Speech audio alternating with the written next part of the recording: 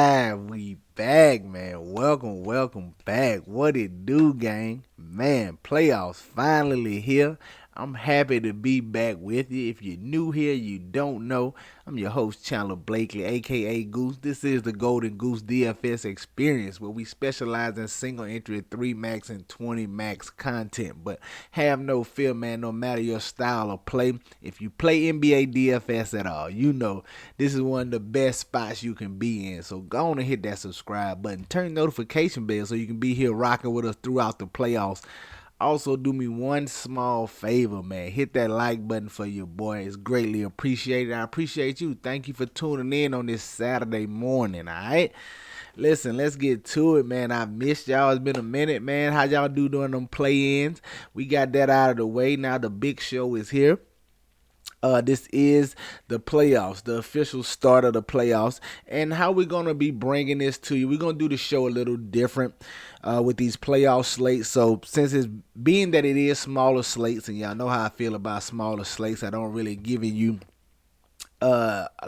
starting five for small slates, but so what I'm going to do to combat that is with these playoff slates throughout the playoff, I'm just going to bring you 3 plays, my big 3 of the night, guys I'm looking at, and guys I'm going to be paying attention to and getting in my player pool and getting in my lineup. So we're going to bring you 3 plays across DraftKings and FanDuel. No real starting 5 for the playoffs because the slates aren't big enough. But you will have my 3 plays I'm going to have an eye on and I'm going to be looking at every day, all right? So that's what we got here for you, man. It's the big 3. Let's get into it. Y'all know I don't like to hold you long, all right? At the top, man, the first play I want to look at today, definitely a little risky, probably a little more 3 max, 20 max side, but definitely looking at Jamal Murray, 7,600. If you want to take a shot on him in a single entry, I'm perfectly fine with it, man. Just know we just risk. He's just a slightly risky because we don't know if he has a minutes limit, what his minutes cap is, or whatever the case may be. I'm expecting him to be a full go. I'm expecting him to get full run in this spot. And then the Lakers have just struggled to guard point guards all season long. Probably got to do a lot with the D'Angelo Russell defense up top, but he's playing a little better. So. But be that as it may, man, Jamal Murray, he's the Robin to the Joker's Batman here, just to use that analogy here. But at 7,600, don't know what his ownership is going to be at here on this slate. Probably going to be down a little bit just because of the uncertainty with the minutes to finish out the season and just his overall health. But I like getting to him, man. He's the X factor in this series. All the Lakers defensive efforts are going to be to contain Joker and keep him under wraps, man. Jamal Murray is what really helps the Nuggets combat that when teams cue in on Joker. I like getting to him here, man. He just takes his play to a different level. We seen him put up monster performances, shoot lights out in the playoffs. He just comes ready to play. I like getting to Jamal Murray here at 7,600. I like this price tag, man. Nice value on this 4-game slate. Definitely want to get to some Jamal Murray here at 7,600. I'm hoping he goes overlooked as guy. If people want to get to some of those bigger pay-up names at the guard spot, but definitely looking at Jamal Murray here. Like the matchup, like everything about it. Give me some Jamal Murray at 7,600. Your second play I'm going to look at is Bradley Beal, 6,400, going against the Minnesota Timberwolves. This has got to be probably the most intriguing matchup of the first round. Man, it's a lot of cross matchups. It's a lot. We're going to talk about it a little more, especially when we get on the FanDuel side. But this is a very intriguing series. But I'm looking at Bradley Beal here, 6,400. He really picked up his play to close out the season. And I think that had a lot to do with him having more time on the court without without Booker and Durant. Hopefully that continues here in the playoffs. We'll have to see. But this is a very intriguing matchup. If Beal can continue to get the bulk of the minutes and lead the offensive unit when Durant and Booker is off the court, that just bodes well for his production. This is a great price on him here at 6,400, especially for the minutes he's expected to play here. You getting Bradley Beal at 6,400. I know it's a more muted Bradley Beal than what was at Washington, but he's playing with 2 other stars, but he's very capable of paying off this price tag, man. I'm definitely getting plenty of Brad Beal. I love this price tag. I like the matchup here at 6,400. I know Minnesota's one of the tougher defenses, but the Suns just have so much firepower over there, man. It's going to be a very intriguing. I can't wait to watch this first game to see how it shakes out. But definitely looking at Bradley Beal here at 6,400. Now, the thing that is always tough to find on playoff slates when you get down to this time of year is value. It's always hard to find value. It's usually only like one or two, and everybody's going there because it's the only value on the slate. But a guy I'm looking at here for value, hopefully he goes under on because it is a little iffy spot. We don't quite know what they plan to do with his minutes, but I'm looking at Jonathan Isaac here for the Orlando Magic going against the Cleveland Cavaliers. He's coming in at 4K. We saw his minutes tick up toward the end of the season there. They like his defense, man. They like he's a long, lengthy defender. He can move. He can switch in the pick and roll. They could use his length down there battling with 2 7-footers, Mobley and Allen. They had Wendell Carter Jr., but he's not like a great defender or anything. I think they want to sneak Isaac out here. Don't know if he starts. I doubt it. They probably just run what they've been running, but don't be shocked if he do move into the starting line. Like I said, he's a very solid defender. At 4K, I'm going to take some shots on him. He's definitely going to play.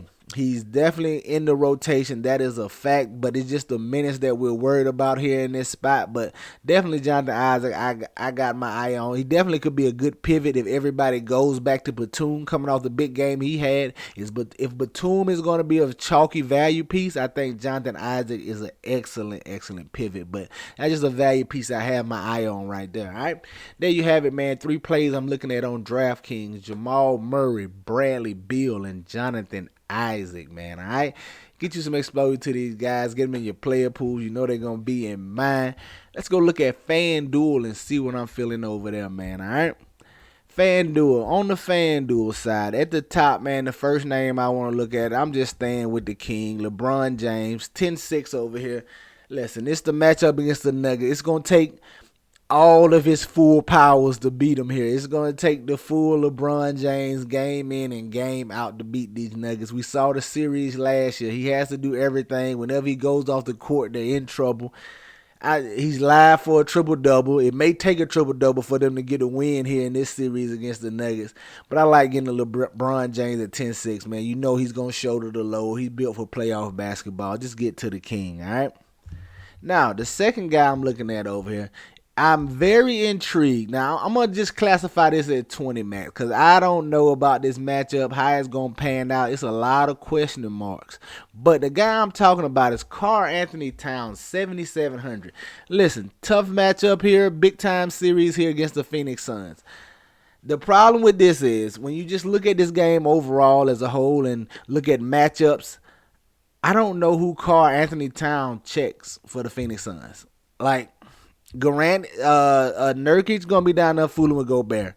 Who does Karl-Anthony Towns guard? He can't guard KD, and then the rest is just guards. Grayson Allen, Booker, like who is Karl-Anthony Towns going to guard?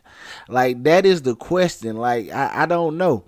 Now, but you flip that on the other end when you come down the court. Who is going to guard Karl-Anthony Towns? If he wants to be aggressive and play with his back to the basket, he has a size advantage on everybody on the Suns starting lineup except for Nurkic. So this is going to be very interesting to see how this plays out. Karl-Anthony Towns is a true wild card in this matchup. I don't think he gets played off the court because they want him out there. But I just don't know who he guards for the Phoenix Suns. Like they try to hide him on Grayson Allen maybe. I just don't know who he guards. And like I said, on the flip side though, he has to play, he has to get on the block though and play with his back to the basket. If he's going to be out there shooting threes and in at 3-point line, he might well not be on the court. If he can get on that block, put KD on his hip, Grayson Allen, whoever they have checking him, put him on the block, and he could dominate down low for this Minnesota Timberwolves team. This is a very intriguing matchup. Like I said, this is a straight risky wild card play because I don't know how this shapes out. Like I'm intrigued by this matchup here, and I'm gonna watch this whole first game, every play, just to see how it go and how they're playing it here. But definitely has some interest in Karl-Anthony Towns. Very risky because it's a lot of question marks around it. So, all right, and then at the value play for your value piece over here, definitely this is going to be a 20 max play, but just scraping trying to find some value right now. I'm looking at Mitchell Robinson, 4,200.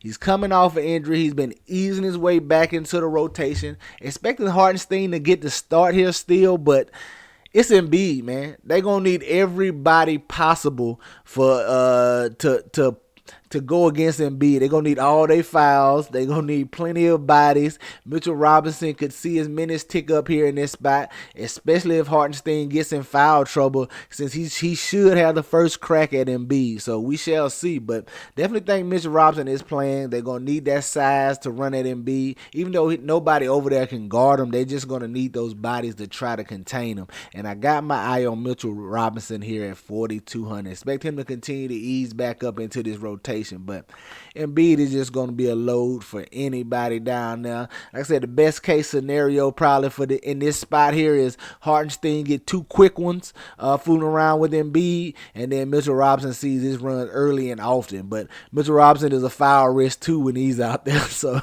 good luck for that. Very risky play, but just a value piece I'm looking at over here on FanDuel. Strictly 20 max though, strictly 20 max, but this a value piece I got my eye on. All right. There you have it, man. 3 plays on FanDuel. I'm looking at LeBron James, Karl Anthony Towns, and Mitchell Robinson. Man, y'all know what to do. Any questions, comments, or concerns, leave them down below in the comment section. Or hit me up on Twitter. You know, talk to me. I talk back, man. That's going to do it for us here today. Be sure y'all hit that like button, man. Y'all know the motto. Chances make champions. Y'all green up. I'll catch y'all next time, all right? Let's get it.